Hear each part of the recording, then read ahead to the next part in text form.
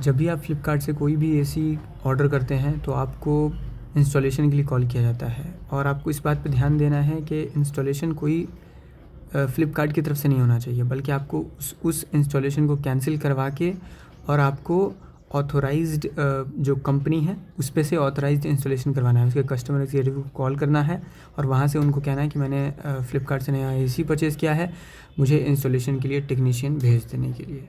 ठीक है। अगर आप फ्लिपकार्ट की तरफ से जो आता है इसमें जो ऑलरेडी दिया हुआ है इंस्टॉलेशन, जो यहाँ पे लिखा रहता है ऑथोराइज्ड इंस्टॉलेशन, ये तो पूरी तरह से फेक है।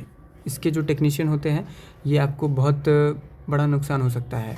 जैसे मेरे केस में क्या हुआ कि ये इन लोगों ने एसी लगवाया और इन्होंने वैक्यूम नहीं किया और एसी को गलत जगह टिल्ट करके चले गए, एकदम प्रॉपर अनऑफिशियल तरीके से। ये मतलब कोई भी नॉलेज नहीं होता, ये इनएक्सपीरियंस्ड होते हैं। तो इसीलिए आपको इसके इंस्टॉलेशन को कैंसिल करवा के, ठीक है, अगले ही दिन आपको इंस्टॉलेशन के लिए कॉल आता है फ्लिपकार्ट की तरफ से, उसको कैंसिल करवा के याद से आपको डायरेक्टली इस कंपनी में कॉल करना है। जैसे यहाँ पे एलजी है तो एलजी के कस्टमर एग्जीक्यूटिव को कॉल करना है और यहाँ से इंस्टॉलेशन आपको प्रॉपर देना है। अगर आप नहीं लेंगे तो आपकी बहुत बड़ा प्रॉब्लम हो सकता है। आपकी कंपनी जो ऑथराइज्ड कंपनी है वो आपकी वारंटी को भी ख़त्म कर सकती है सही तरह से इंस्टॉलेशन नहीं करने की वजह से। जैसे मेरे केस में इन लोगों ने वैक्यूम नहीं किया और एसी को बहुत अनऑफिशियल तरीके से अजीब तरह से लगा कर चले गए, जो बहुत ज़्यादा वीक है और वाटर लीकेज की प्रॉब्लम आ रही है, बहुत ज़्यादा प्रॉब्लम आ सकती है और फिर आपको इन फ्यूचर एलजी भी मदद नहीं कर सकता। इसीलिए एसी रिसीव करने के बाद जो भी आपको अगर दूसरे ब्रांड से फ्लिपकार्ट की तरफ से आता है ऑथोराइज इंस्टॉलेशन, तो अब उसको कैंसिल कर देना है, क्योंकि ये